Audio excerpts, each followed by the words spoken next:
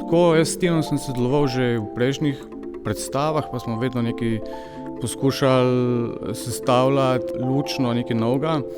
No, potem je pa prišel s to idejo, da bo kar naenkrat, 20 avtomobilčkov, modelov in 3D printi, hiperrealizem, se pravi, bo treba osvetljevati neke stavbe in tako, in pol je bilo teh stvari kar naenkrat toliko, da bo treba malo razmišljati, kako bojo to zdaj animatorji sprovedli, da ne bo zdaj samo prižiganje pa ugašanje cela predstava.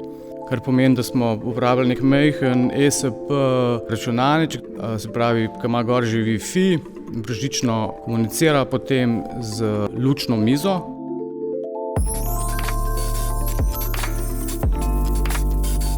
In napajane so prek baterije, da se lahko stvari prosto premikajo po prostoru, kar pomeni, da animatorji imajo s tem, kar se tiče prižiganja in ugašanja, nobenega dela.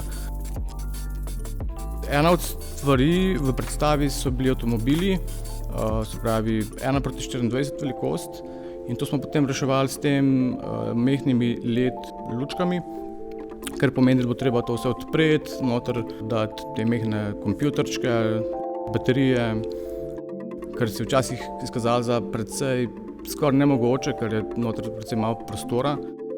V bistvu mi je bilo precej zanimivo to, ker gre za ta hiperrealizem in ker moraš nekako poustvariti te svetlobne temperature in pač nasploh neko svetlobno podobo teh modelov.